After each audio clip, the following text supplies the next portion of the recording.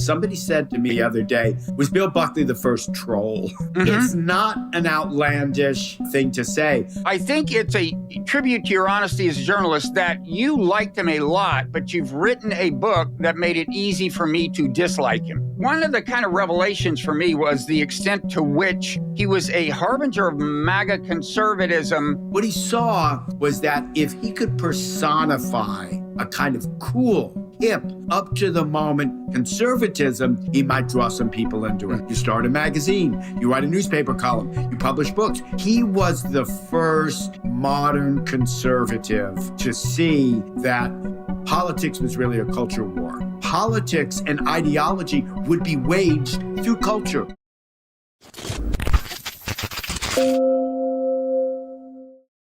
Hi, Sam. Hey, Bob. Great to see you again. Great to see you. Let me introduce us. I'm Robert Wright, publisher of the Nonzero newsletter. This is the Nonzero podcast, which people should feel free to rate and review. You are Sam Tanenhaus, and I've been looking forward to this conversation for a long time. Let me explain why, after saying a little more about you personally. So you are an author of a number of books, a celebrated biography of Whittaker Chambers. I think it was a finalist for the Pulitzer Prize. You were for years editor of the New York Times Book Review, so you know your way around the book world. And now you have written an epic biography of William F. Buckley. It's called Buckley, The Life and Revolution That Changed America. It's been years in the making. It's safe to say. It's actually been decades in the making, right? Well, let's not make a fetish of time. Well, I spent a lot of time. Let me just say, it deserves to have been decades in the making. It's a great book. It's a long book. I've seen it called monumental. I think that's fair. I think magisterial would be fair. It's obviously deeply researched, really well written, and very carefully assembled. It's the kind of thing you would have to invest yourself very deeply in. And so, congratulations on it. And, well, thanks, Bob. And the one thing I would add is just so people are intimidated. It really is a story. And one thing I've been pleased to see is how many readers have just found it sort of easy to read. I mean, that's what a lot of the work went into was, the research is very important. You want to get uncover and discover and unmask and interpret. But it's really storytelling. An amazing life. And I, explored every facet of it and tried to capture him as he was. I don't know if you ever knew Bill Buckley, and everybody called him that. I'm always careful to say I'm not taking a kind of false presumption of intimacy when I call him Bill. The people who worked in the mailroom at National Review were instructed to call him Bill. And people who knew him a long time, whom I hear from Gary Wills, and always call him Bill, never call him WFB. It's always Bill. But at any rate, it's an extraordinary life. I knew him quite well in his last years. And he wanted me to do it. And his son, Christopher, who's a wonderful writer, a great Washington novelist and humorist, wanted me to write it. And it just seemed worth doing and trying to get right. Doesn't mean I necessarily did. But I worked hard on it and wanted to capture him in motion. That really seemed important. Yeah, you did a good job. I mean, and let me say, you're right. It's a story. I listened to it, actually, the way I generally imbibe books these days while taking walks or exercising. And I always look forward to returning to it because he's a fascinating character. And also, it amounts to political history and to some extent social history of America for the second half of the 20th century. And although some of that I'm old enough to remember, more of it than I'd like, it was an excellent refresher course for that part. And then there was the part that I'm not quite old enough to remember. So, I just recommend it very, very highly. Now, one of the kind of revelations for me was the extent to which he was a harbinger of MAGA conservatism, both in terms of substance and in terms of style. And I would say not always necessarily to his credit. We'll get into all that. But let me tell you what my plan for the conversation is. So I think it's a tribute to your honesty as a journalist that you liked him a lot, but you've written a book that made it easy for me to dislike him. And now I went into it with that position. I'm not conservative. There were things about him that had always slightly annoyed me. And I came away admiring a lot of things about him and even envying some aspects of his character, which I'll get into. But you definitely, I think, told the whole story, notwithstanding your friendship with him, uh, candidly. So, what I wanted to do is, I would like to just quickly run through his life, and all along the way, I want to tell you, like, when there were parts that that I reacted negatively to in the sense of my appraisal of him, like what my negative reaction, what I didn't like about that part of Bill Buckley, and you can either agree or defend him or whatever you want, but that'll be the nature of my chiming in if my plan for the conversation unfolds as I hope, which my plans don't always do, but we'll see. But before we go back to, like, his origins, he's you and I, Sam, are not spring chickens, as they used to say. And it's easy for us to forget how many people have little or no personal memory of Buckley. I mean, if you're 30, 40 years old, you came to political consciousness in this millennium, he was no longer a force. He lived for, I don't know, 7, 8, I don't know how many years into the millennium, but he was no longer a big presence on the scene. So if you ran into somebody like that who said, "Why should I?" What was important about William F. Buckley, and what was the nature of his game, even because he was working in a different media environment. Although he did again prefigure some strategies that work in this one. Um, what what would you say in just a few sentences to explain to somebody why he was so important? Well, what I would say, Bob, is Bill Buckley, very quickly, whose 100th birthday was yesterday. He was born Oh on my gosh. November 24th, 1925, died February 2008 at the age of Mhm. 82. He was the first modern conservative to see that politics was really a culture war. And what that means is not, sometimes this confuses people. I talked to Margaret Hoover, who does the firing line program Buckley originated back in Mhm. 1966. And when I mentioned culture war, she immediately thought I meant wedge issues to divide the population. No, what I meant was that politics and ideology would be waged through culture. You start a magazine, you write a newspaper column, you publish books, you go on television, you're on the radio, and that's how you present your cause. And so he made himself, as many have said, drawing on the book, a kind of performing ideologue. He's someone who was in public espousing his ideological beliefs, often, Bob, quite extreme. So Mhm. when I meet with young people, very young people, often at Yale, because Buckley was famous for his connection with Yale University, wrote the famous book, God and Man at Yale, which I maintain is the most important book to come out of the conservative movement, published when he was only 25 in Mhm. 1951. When I meet young people there who are the age of his grandchildren or great grandchildren, they'll say to me, "Well, was he kind of like Tucker Carlson?" Hmm. And I have to say, this is before Nick Fuentes, so we can get into Right. that. I kind of have to say, yeah, he was. He was Yeah. this charming, gifted raconteur and talker. We forget, by the way, though I have a feeling you don't, Tucker Carlson began as a magazine journalist. He was one Mhm. of the stars of the Weekly Standard, who wrote for Talk magazine when Tina Brown edited it in the 90s. He had a kind of verbal flair. Buckley had a lot of that. What he saw was that if he could personify a kind of cool, hip, up to the moment conservatism, he might draw some people into it. Mhm. And one way you see that with Buckley, here's a big difference between his moment and ours. He came of age at a time when even the conservatives were liberals. Dwight Eisenhower is elected president. And at the moment, 1952, when Buckley's 26 years old, and it seems, well, this is a conservative, not the ideological conservatives he wasn't. He sustains and perpetuates the New Deal. He has the biggest spending program of ever, which is the interstate highway system. And he buys into the consensus Cold War ideology. Right. And under Eisenhower, we see the beginning of the civil rights movement. So if you came out of the right, as Buckley did, you're surrounded by liberals, particularly in the media. There was no alternative conservative media ecosystem. Bill Buckley, as much as anyone, created that out of his own head. Yeah, he was an insurgent within the Republican Party, somewhat as Trump was.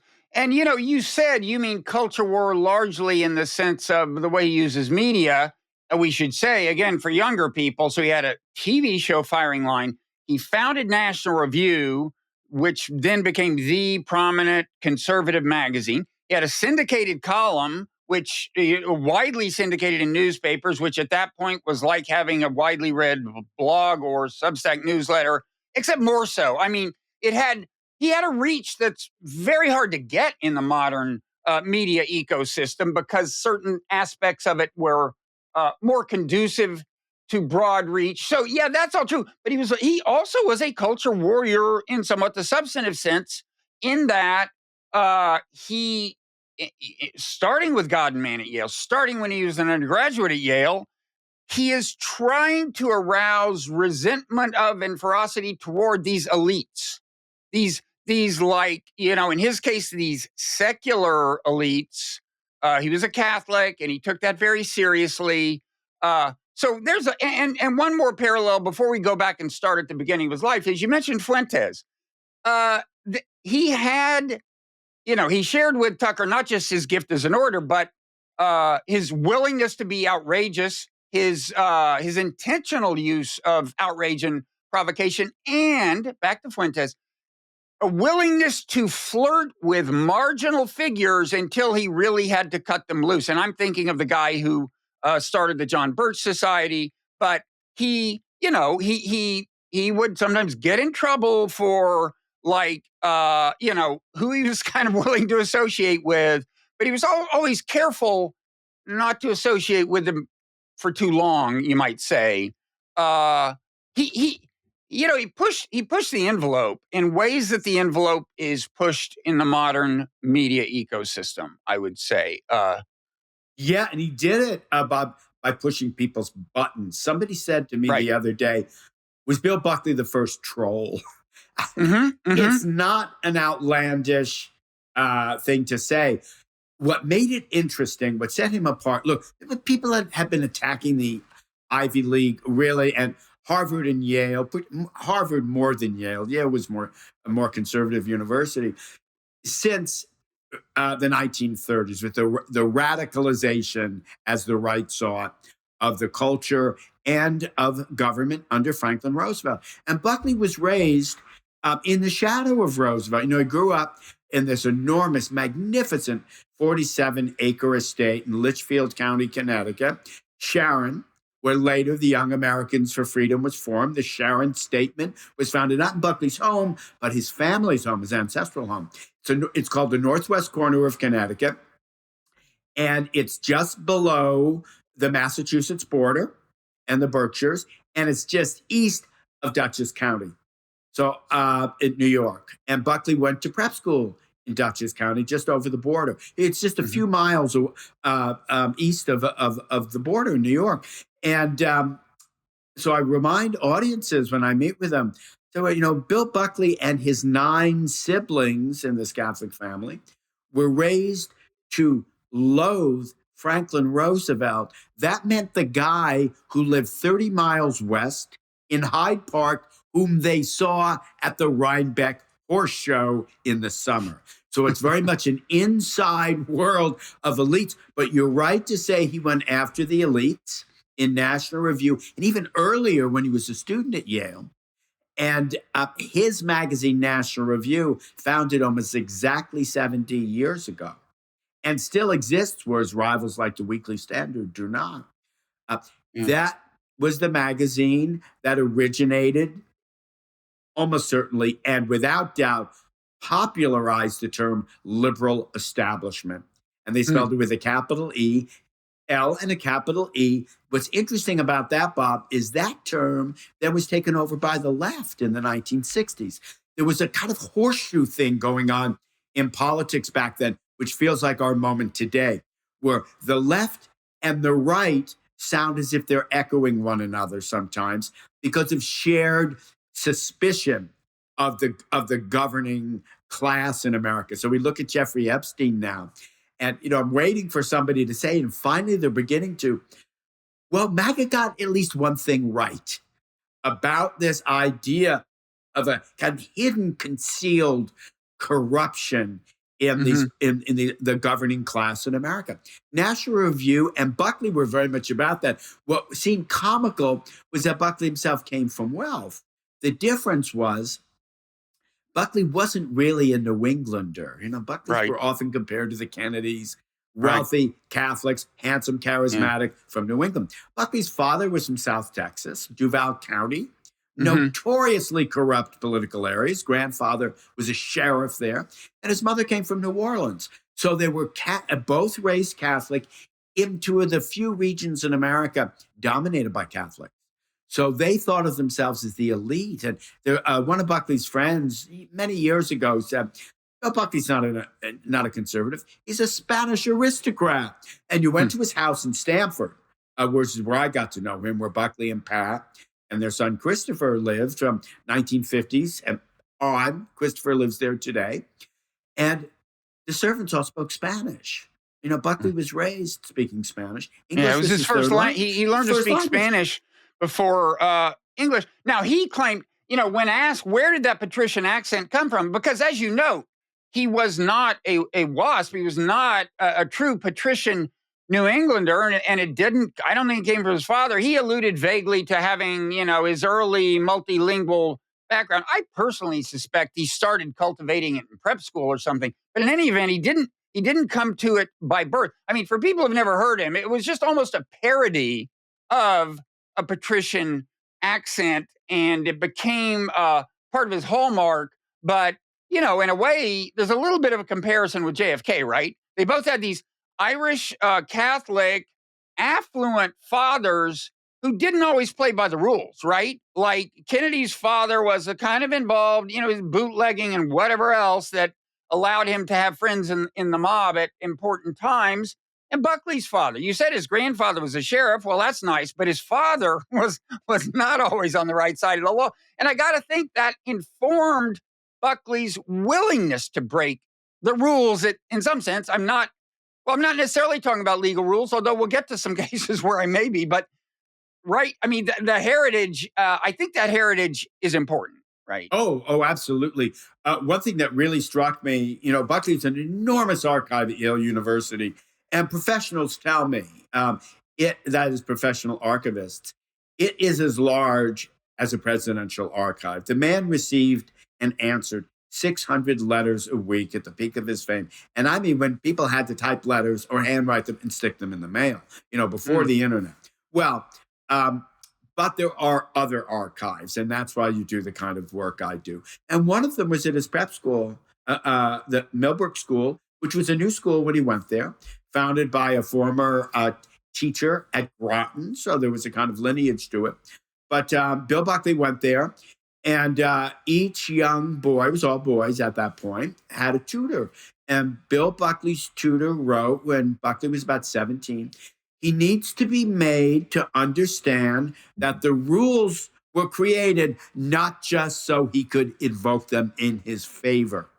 And that theme resonated for me throughout the life, is that here's somebody who will, Bill Buckley, to give an example, he pretends to be mystified that anyone would object to his friend Joe McCarthy's investigations of real and mainly non-existent communists in government. But later, when his other friend, Ronald Reagan, is president, and Lawrence Welsh, right? Lawrence Welsh, the prosecutor, is looking at the the Iran gate, right? Iran Contra. Buckley calls it a witch hunt. When it's his guy who's under attack, it's a witch hunt. When the witch hunter is his friend, he doesn't understand why everyone's upset.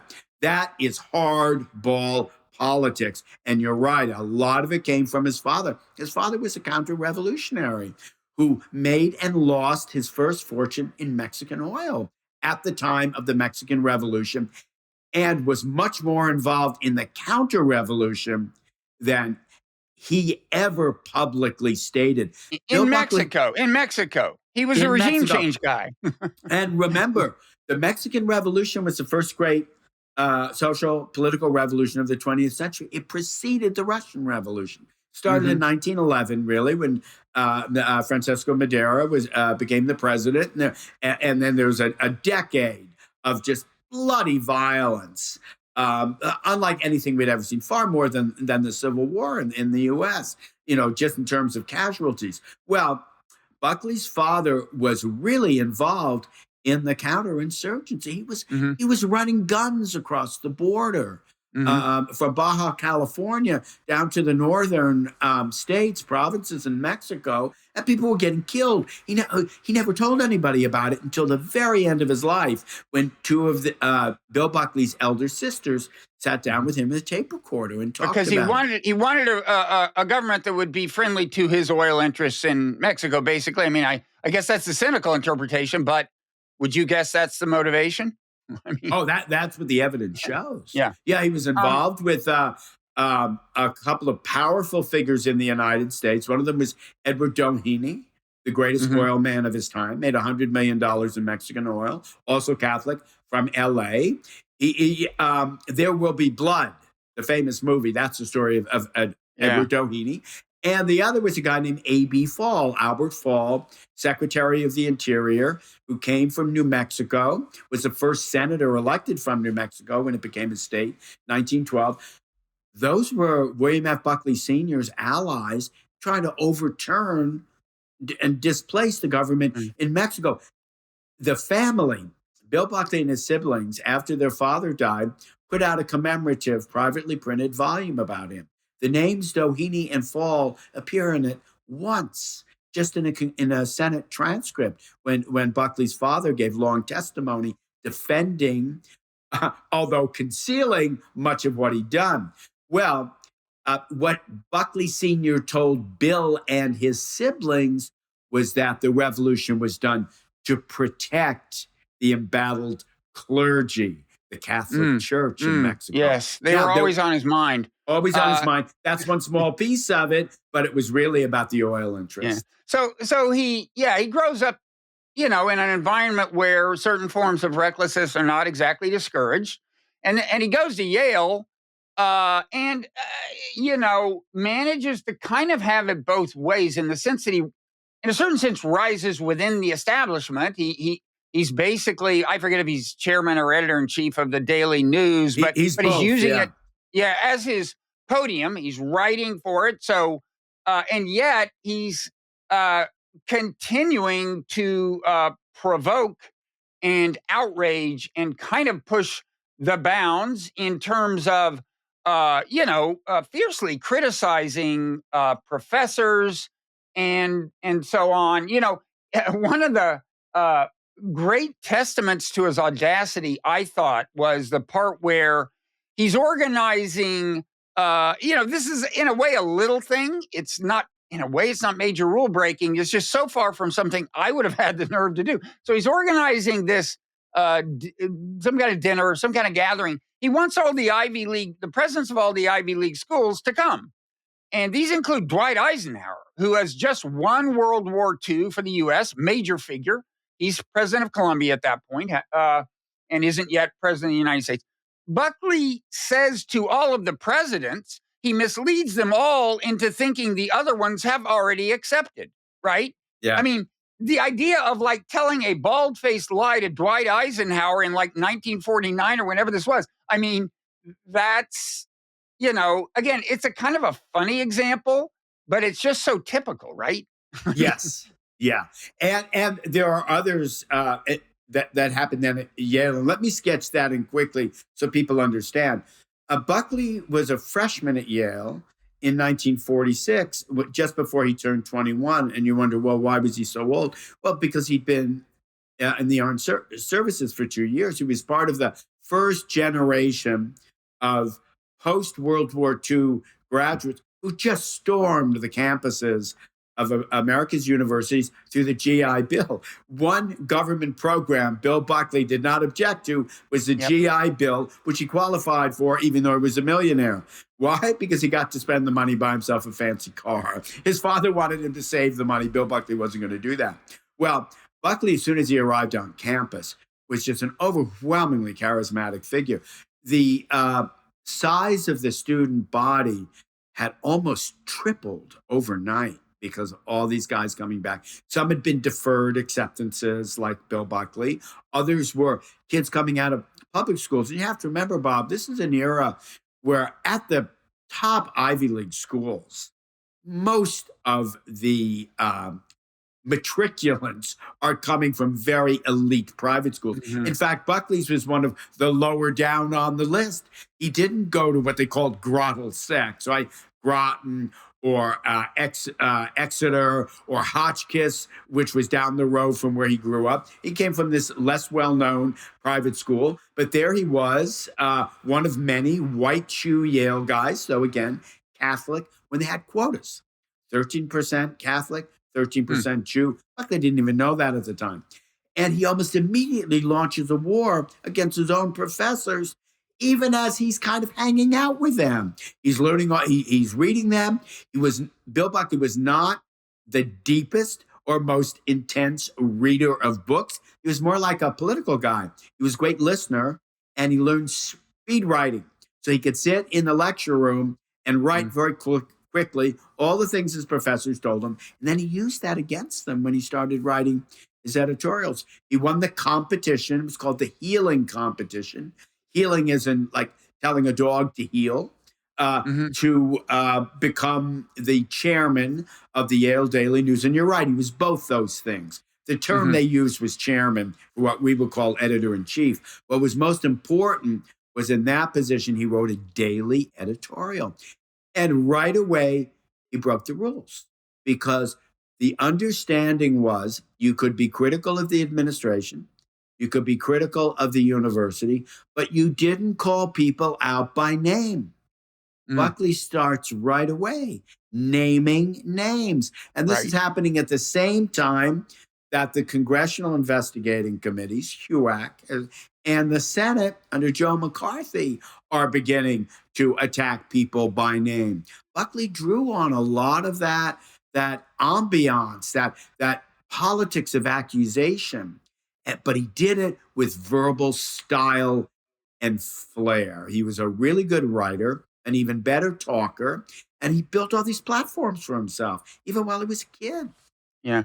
And he, so one of the wars he launched was against, I think, largely a particular professor. But, to get back to the theme of things I didn't find admirable about him, at this point, there was almost an anti-intellectual strain in him. And of course, McCarthyism broadly was associated with that, and maybe even more broadly, the whole conservative insurgency, to the extent that it was anti-elite.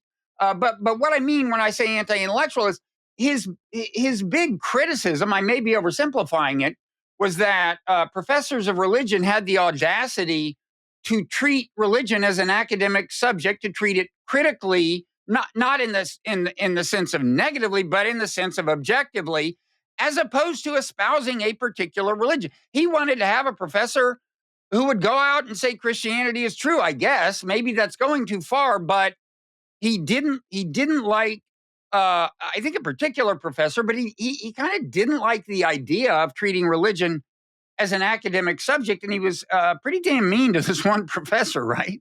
Oh, absolutely, he was. And there's an interesting aside about that, too, is someone I talked to for this book who was very intrigued by Buckley, as you are, is Andrew Sullivan. Now, Andrew Sullivan, great journalist we know, and a brilliant writer, original thinker, came from England, working class family, but his English, he's really Irish. Mhm. He's Catholic. And he said when he went to Harvard, whatever he was, some version of a Rhodes Scholar, he was in the 1980s. Andrew said he was astonished to hear professors of religion at Harvard describe the Bible as if it was not revealed truth, as if it was the Bible as literature. Yeah. So here's Andrew, quite the intellectual, also taken aback. There's a useful term when we get into the broader Buckley phenomenon, Bob, that our friend Mark Lilla used. He didn't originate it, but it goes back to the 1970s. But it's Mark who's made it part of the conversation. He used that term counter-intellectual as opposed to anti-intellectual. Mm-hmm. Anti-intellectual is the Yahoo who says, what are you doing reading all those books? A counter-intellectual, in Mark's analysis, is someone who is himself an intellectual, but accuses intellectuals of being the enemy and thinks they're responsible for all the bad things going on. So it's a hypocritical anti-intellectual. That's what a counter-intellectual is. Well, a good example of that, if we want to come to the present moment, would be some of the post-liberals of our own time, mm-hmm. Who are some of them, professors at Harvard or Notre Dame, or writing in, the editorial pages of the New York Times and elsewhere. And they present a vision of the world as if it's being destroyed by liberal elites. And, mm-hmm. Which is very similar to what Buckley did. I want to add something because, you've mentioned this tantalizing reference to one professor in particular. Well, this is a sociologist named Raymond Kennedy, who's quite a good sociologist. And he was a student of the school of Franz Boas of anthropology, kind of cultural relativism. You look at cultures and societies in comparison with others. Well, Kennedy was a very popular lecturer on campus, and Buckley took his course and said it was brilliantly amusing and entertaining. And one thing Kennedy did was to describe his experiences as an anthropologist in the field. He was in, I think it was the Philippines, and he met some Jesuits there. And Kennedy had a debate with them, this is in the 1940s, about religion and superstition.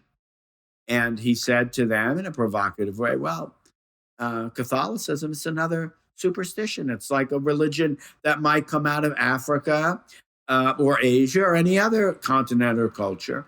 And they said, oh, really? Well, but what about the Eucharist? What about the blood and body of Christ? And Raymond Kennedy said, well, let's do a hemoglobin analysis of the blood, of the grape juice. And if we find the blood of Christ in it, then you're right. And Raymond Kennedy says this, and the classroom erupts. It's clever. It's fun. Right. Buckley was, or at least said he was, scandalized by this.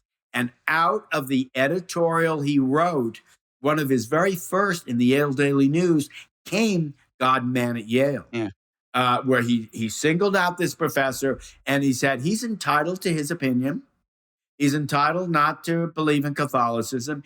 He is not entitled to use his classroom as a pulpit and proselytize. And people say, well, he's not really proselytizing, is he? He's just describing from his perspective how one religion has parallel symmetries with others.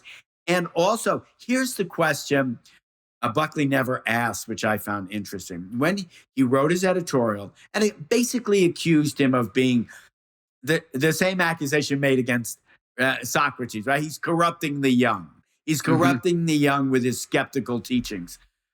Buckley never even attempts to demonstrate in that editorial or in the famous book he wrote, God and Man at Yale, where he resumed the attack, that anyone was corrupted by this, that anyone's mind was changed, that any believing Christian felt his faith shattered by this.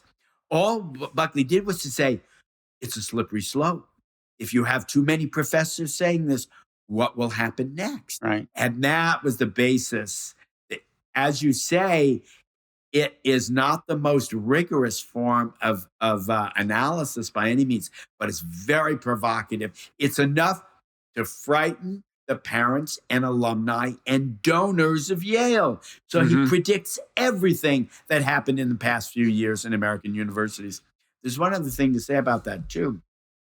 which is that when Buckley was doing all of this, everybody got that the universities, even conservative Yale, after the Great Depression and World War II, are not going to be teaching the same doctrines, particularly economic doctrine or ideology they taught back, in the Gilded Age. But Yale donors and parents didn't know that. It's a guy's school. It's not co-ed until 1969. It's rich man on Wall Street sending their sons there. And Buckley could say, look at how Yale described itself in 1901. It called itself a Christian university that's going to train young men to be believing Christian businessmen, just as he was. And it's the change thereafter that his movement is really in rebellion against. And we can track that right up to the present moment. Yeah, and let me say, drill down on that example a couple of things, kind of in Buckley's defense. First of all, that was a different world. I mean, the world I grew up in was a different world in terms of the public treatment of religion, okay? It was treated just generally a lot more respectfully. And what that particular professor said in that class, I would not have advised him to say that. I taught a course at Penn called The Evolution of Religion while I was working on my book, The Evolution of God. And I just assumed that in that class, there were believing Christians, maybe Orthodox Jews, believing Muslims. And I avoided saying things that would gratuitously offend them. I would not have trotted out that anecdote. Okay, so I will say all that. But at the same time, let me say that Buckley's, kind of using religion as a kind of the tip of a spear at that point feeds into what, in a way, is the largest critique of him that I assembled via your book, while taking in your book.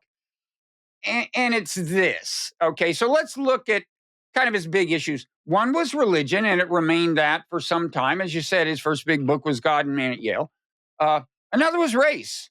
One of the services of your book is to show how central, really, the issue of race was, first of all, to his origins. His family had roots in the South, and that mattered, and so on.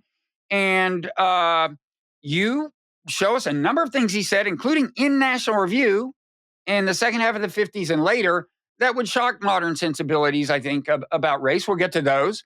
And one thing he does during college is, there's going to be a mixer, a biracial mixer, students from Howard, students from Yale. This was not the first year it had been held, but there would be men and women of mixed race. And the previous year, apparently, the Yale Daily News had been willing to be associated with it. They were, I don't know, if a sponsor or something, but they played a role. Buckley, when they asked him, "Are you guys going to do this again?" He said, "No, I don't want to say I'm against X, Y, and Z, but blah blah blah." So his and racial politics, somewhat as it is today in MAGA conservatism. I mean, in many ways, very differently, but the fact is, a certain kind of white identity politics played a big role in the next, 10, 15, maybe more years of his political career. So anyway, my grand critique would be, when somebody professes an ideology and fights for it, I'm more likely to respect that if the ideology seems to have been kind of deliberately and carefully and maybe cerebrally arrived at, right? And there are people like this. Like, you find libertarians who, like, they've read their Hayek and it was a conversion experience and whatever. I think you could say about Buckley, if you look at the central parts of his ideology, especially maybe during his formative years, which is his religion, his race, and of course his class. He was a conservative. He wanted low tax rates, low regulation, his socioeconomic class. I mean, that was kind of it. He's just defending the tribal interests he was born with. Christian, white guy, born to the upper class, and that's his ideology. Now, is that too simple? I'm sure you'll say it is in some sense, but it was my reaction at the time. Yeah, no, I don't think it is too simple. One of the interesting things about, this work I've been doing all these years, where I write about conservatives, is I'm interested in them as people. I don't do intellectual histories. I do histories of intellectuals. But what's most attractive to me, what draws me to the subject, is how much of it is emotional and visceral. And one of the striking things about Bill Buckley was he had this affect and sometimes wonderfully charming and captivating of the guy who sort of played the intellectual on TV. And when I've said this, I've noticed some conservatives take offense at that. They think I'm putting him down, but I'm not. That's his brilliant performative aspect. Doesn't mean he didn't have a great mind. It's just he uses his mind in different ways. But you're right. It began with his emotional identification. And there's something important to say about the one piece of it you introduced early in your description, and then it just fell out at the very end, is the Southern part. It's really important. And what I found, I was saying how large though the Buckley archive is at Yale and exhaustive, there are other pieces of it. And one of the most important pieces turned out to be in the family's Southern home. They wintered in Camden, South Carolina, which is a beautiful resort town, 50% black, 50% white. It's not near Charleston. It's closer to Columbia, the capital of South Carolina. And in 1938, when Bill Buckley was 13 years old, his mother, who came from New Orleans, really pined for the South and felt kind of excluded in Yankee Protestant New England, and also with her children growing up. Bill Buckley was the sixth of 10. So he had older siblings who were already off in college or beginning their lives. And the mother was lonely. So her husband, who was from South Texas, as we mentioned, bought her this beautiful antebellum mansion, which he then restored. And had been owned by Mary Boykin Chestnut, the famous Civil War diarist, sometimes called the author of the great unwritten Civil War novel, was her diary from Dixie. So the Buckleys moved there in 1938 and went there every winter. And that's where Buckley got a lot of his racial ideas. So when that conflict came up at Yale, as you mentioned, that document that's tucked away, the letter, where Buckley says, well, no, we can't sponsor this mixer. It's because the previous year, it had been only black guys who came up from Howard University and met with Yale men. This time, it was women from Howard and women from Smith. And Buckley, in that letter you're referring to, says, well, there is a sanction against interracial mingling among the sexes. And that's when I realized, light bulb goes off, and then you do the research and it backs it all up. The original objections, to the Brown decision in 1954 that outlawed segregation in schools, the original objections were not states' rights arguments. They were carnal mingling arguments. They were sex arguments. And Eisenhower himself, who was president at that time, told Earl Warren, the recently appointed Chief Justice of the Supreme Court, he says, look, all it's about is how Southerners don't want their little white girls sitting next to some big, overgrown Negro in a classroom. Right. This is how people spoke back then. Well, what do I find? Let me just quickly interject and let you get back to the line I remember from Trump, I think in 2016 he announced about illegal immigrants from Mexico. They're raping our women. And then he says, and some of them are fine, of course, he has the asterisk. But anyway, I mean, this is a theme that hasn't entirely gone away. Now I'll let you get back. Well, and of course, what we know, this is why we write these books and dig into the history. The very famous first book on race in the South that was so influential in the Brown decision was another later Yale professor, C. Van Word's book, The Strange Career of Jim Crow. And one of the points he makes is this idea of keeping the races separate was not one that Southern plantation owners ever obeyed, including the Dixie diarist Mary Boykin Chestnut, who says that everybody knows in these distinguished Southern families. If you look around the dining room table and then you see the household servants, that is, enslaved black people who were serving you, that the young girls and the young boys often resemble their masters. Everyone knew this was going on. And of course, Jim Crow was introduced to stop it, right? So it's its own form of social engineering coming from the right. Well, all this became really apparent when I looked closely at the Buckley archive in Camden, which, to his wonderful credit, Bill Buckley's son, Christopher, told me to look at. He said, look, go down to Camden, see the materials there. They were assembled by Bill Buckley's one younger brother, Reed, who became a real Southerner, even a Southern reconstructor at one point, and spent much of his adult life first in Spain and then in Camden, South Carolina. And in his papers are the documentation showing how the Buckley family founded and financed a white citizens council, pro-segregationist newspaper formed in the backlash, the massive resistance to the Brown decision. And Bill Buckley and his siblings never talked about it. I don't think Christopher even knew this newspaper existed. He just knew there was material of some kind. Well, what do they also have in that archive? They have the microfilm. For those of you who wonder why it's microfilm, digitization is really expensive. I found when I was going to get my own papers, used to be, with the Chambers book, the Whittaker Chambers book, the Hoover Library, bought it for a pittance. Yale, they don't want anything to do with all the Buckley material I had because it cost too much to digitize it. Well, the old newspapers were on microfilm. And I start winding something. Which is something that a lot of people probably aren't familiar with. But basically, you go to a library, there's a big screen. They give you this film.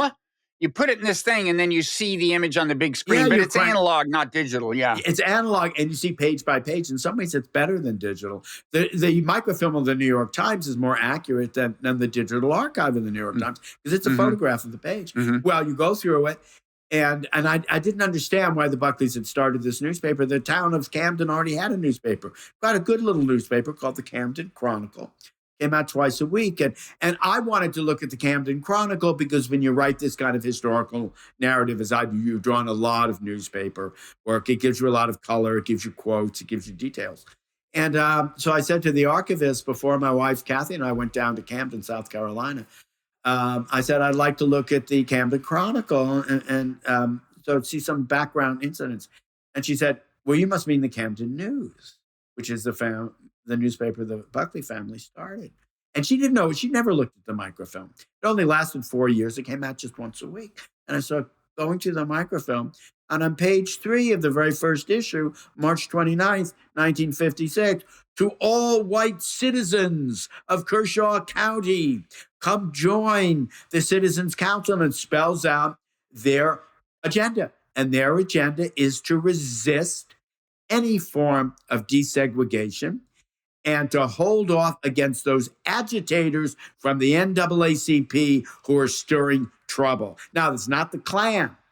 It's one step up. They were called the Uptown Klan. They wore ties and jackets. And they spoke well like you and me. But they would say, we understand you, they say to a white family, we understand you donated some money to the NAACP. You may have a little trouble with that loan you need for the mortgage on your house or that loan for your business. That was the economic oppression and punishment that came through the White Citizens Council.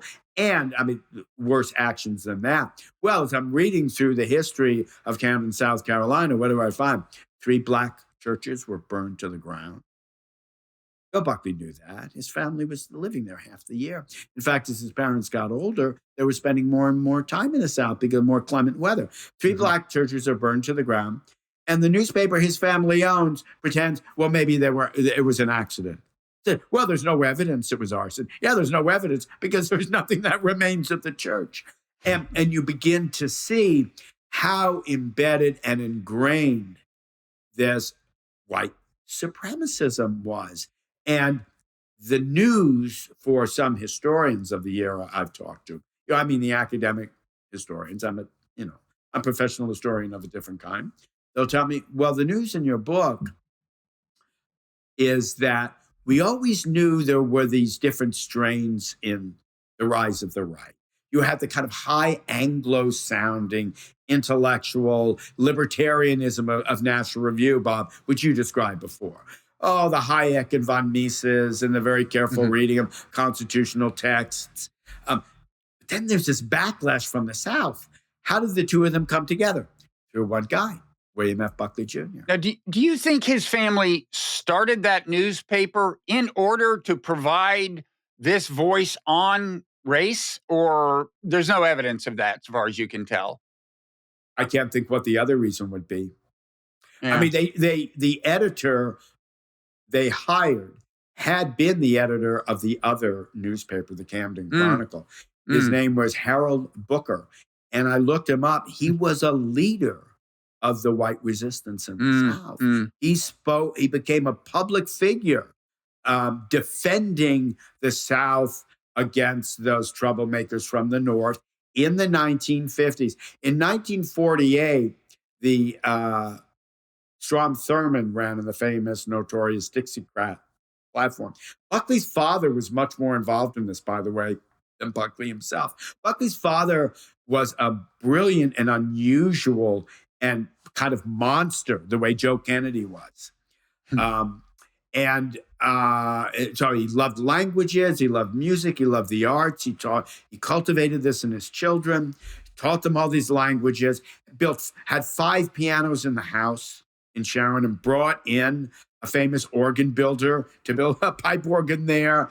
He traveled to the capitals of Europe, but he was an old-style reactionary racist. He also paid for the black help to in the off-season when they didn't have jobs, when the winter colony went north. It was Buckley Sr. who introduced a new humanity to the South by keeping the help, as they called them, on the payroll. He also paid for the college educations of black children as long as they went to black colleges. So it's this old-style paternalistic Southern view. And it's interesting. I met with students at the Yale Law School right before the book came out. A wonderful professor there, John Witt, has an important book out now on radicalism in the 20th century, invited me to talk to law students in a narrative history course he was taking, because there's so much archival stuff in my book. 3,000 endnotes, and some of the endnotes are a page long. But and so he had them read the pages on race. It was some of the chapters I'm proudest of for the storytelling, if I say so myself, because I want readers to be in that world and understand it. And I interviewed a man who had worked, a black man who became my friend, Edward Allen, who worked in the Buckley for the Buckley family and revered the Buckleys. They're by far the finest white people in town. And so these pages, there are 3 or 4 chapters, read by the students, black and white, and of all different types, just the way you see in any college campus today. And I said to them, well, what did you think of Buckley's views on race? They said, well, it sounds like the old paternalism of the South. This is a guy who thinks he knows black people better than Northern liberals do because he lives closer to them. And of course, that is the argument they made. I was surprised at how measured they were in reading this material. And I hate to say it, it's because I think young people think, and I mean young people, again, black and white and brown, think all of us old guys don't get race. And so Buckley's just a guy who's even older and got it even less. So they seem to grasp that there was a complexity to it.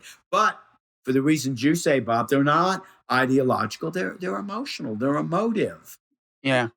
And I will say, in defense of Buckley, kind of, first of all, everyone is to some extent, in some sense, a product of their environment, and it shouldn't shock us, given his roots, that he had some of the attitudes toward race he had. I will also say about his father, it's paternalism, but it could be worse. I mean, you could have all of these black workers, and when they're in need, you don't do anything for them.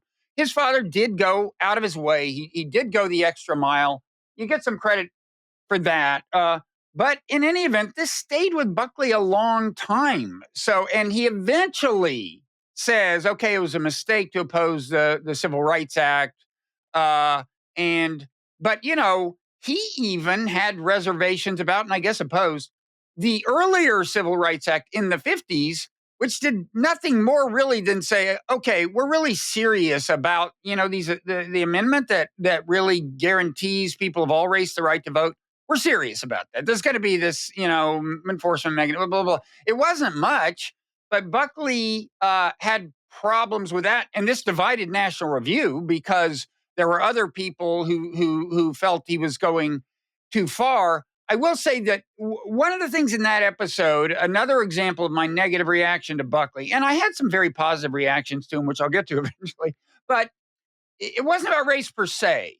It was where he wrote, I think, in National Review about the 14th and 15th Amendments, one of which is about voting and race, and one of which is about equal protection of the law, regardless of race. So, pretty modest amendments, right? I mean, who among us would say we're against either of those? And Buckley says, those aren't really organic amendments. They were passed by just the victors in a recent war, meaning the Civil War.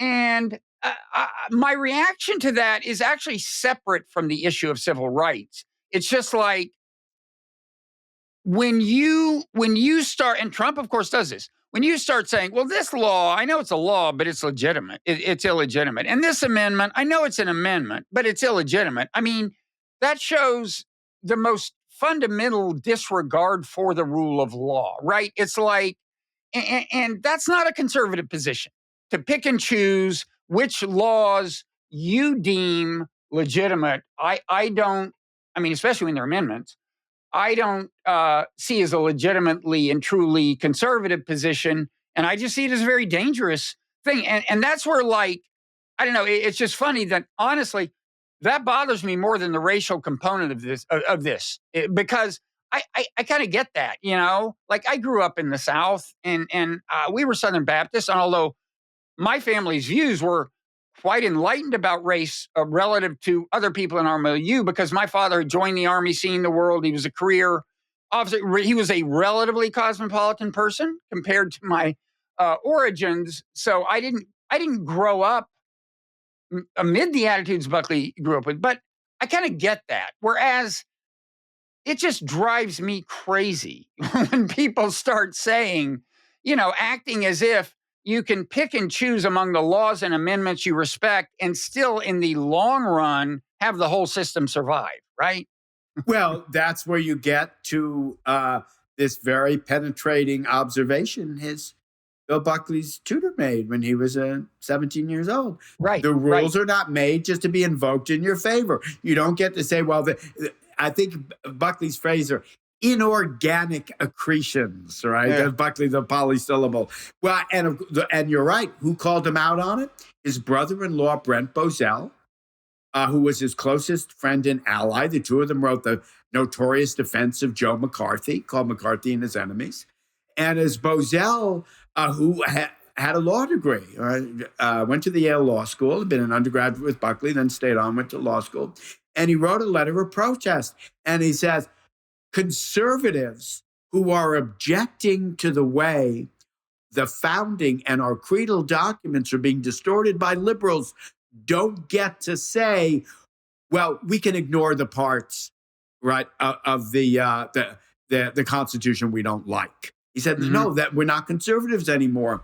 It's very interesting. I wonder how many people remember, Bob, in 2011, after the backlash against Barack Obama when Republicans came in, the Obamacare backlash, and it was 2010 and 2011. The incoming congressman, I think the entire new congressional class, read aloud the Constitution, but they left out the bad parts. Do you remember that? They left out the parts about slavery that would keep the slave trade for another 20 years. And there is another variation of that. We choose the Constitution we like. One of the complicated things we could get into in another kind of conversation that's coming back now is rethinking the originalist argument, because originalism was really meant to restore the original idea of the Constitution. Well, But then you have this problem that the Constitution itself is not a fixed document because of the amendments and the amendments that go back to the Bill of Rights.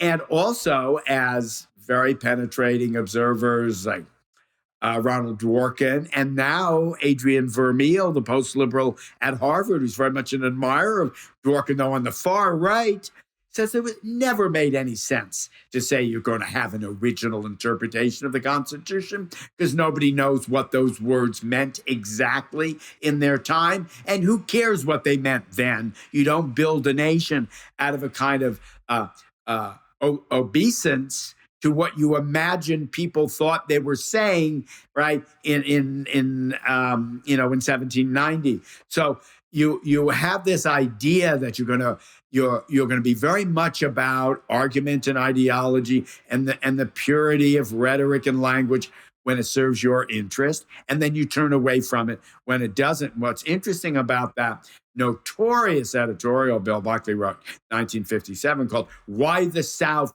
Must Prevail," in which he says, essentially, blacks are culturally inferior to whites. So whites have every reason to protect the franchise by not letting black people vote. In its day, although Brent Bozell objected to it, that was accepted not as a true or correct argument, but not as a fringe one, because Buckley restated it even more emphatically in his book, Up from Liberalism, 2 years later. I do want to say, however, because sometimes I forget to mention this, the reader of my book will learn that in 1970, after Buckley began to meet black leaders he really admired, first and foremost, the very young Jesse Jackson, whom he met in Chicago, Buckley said, well, this country could use a black president. And even though the arguments are kind of condescending, it's, well, be good for black people. Nevertheless, that's a pretty far distance to have traveled in a relatively short period of time. Now, the period from 1957, when he wrote the first editorial, to 1970, if you were alive then, those 13 years don't feel short. But, the benefit of hindsight, you say, at least in his own lifetime, Buckley came around. And as you say, admitted they were wrong on the Civil Rights Act and the Voting Rights Act in 1965. It's the kind of thing that shows you how the world has changed. After Lyndon Johnson signed the Voting Rights Act, the summer of 1965, National Review published a long essay by one of their favorite Southern writers, James Jackson Kilpatrick, the editor of the Richmond News Leader. And the headline was, "Should we give the Negro the vote?"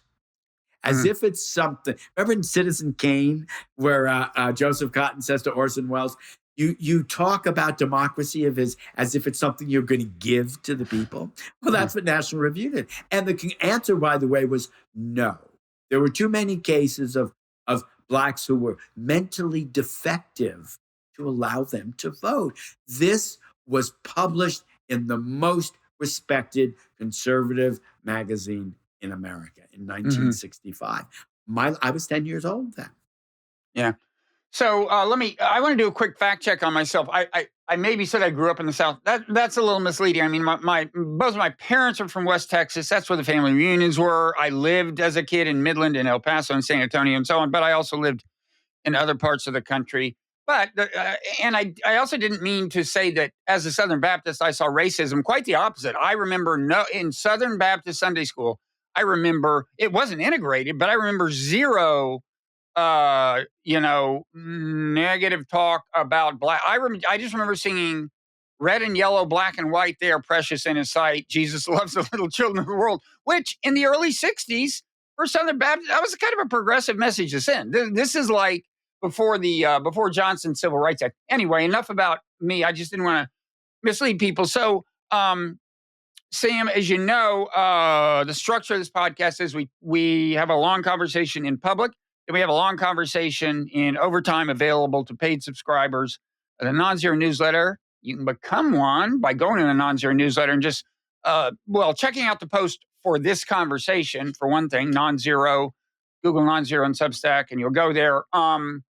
And then you can just set up your own podcast feed where Overtime will always be available to you. Sam, you've been kind enough to agree to stick around. And that's good because there's a lot more to discuss. And I think you've got a fair amount of time. And there's a lot I want to get to. I want to say one more thing in Buckley's defense, kind of on race. It's an extension of what you just said. I got to get to this weird case of Edgar Smith, this apparent murder that Buckley felt compelled to defend. I still don't totally get that. And then we just got a lot to go through. I will say at the end of the book, I felt guilty about having not liked him so often during the book. I'm going to get to that, but a fascinating figure. And I want to talk about more of the things that I found laudatory or enviable in a way about him. But mainly, I just want to say it's a great book. People should, it's a great audiobook. Have you listened to the audio, Sam? It's fantastic. The most fun my wife, Kathy, who I think you know, Bob, was involved in film, and I had was when we listened to the narrators and chose one. Because the narrator, one challenge with audio is making it clear when there are quotations. And he does like a kind of imitation of Bill Buckley. And it's pretty good. It's not heavy-handed. It's not quite an impression of him, but he moves toward the patrician whenever he's quoting Buckley. It's very helpful. Well, and to do this book, you've got to be able to do Adam Clayton Powell and James Baldwin and Gore Vidal.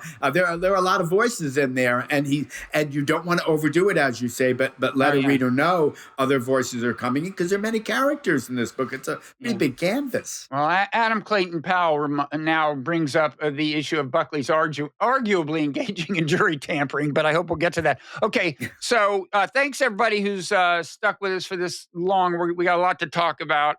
On the other side, anything else you want to say, Sam, about where people can find your stuff? I mean, the book is Exhibit A right now. SamTanenhaus.com is my website. I'm very pleased to say it's made a lot of best of lists. The New York Times, it's now in the New York Times, 100 notable books. It was in the Washington Post. Best fiction. The Economist. The Financial Times. I've been really quite surprised.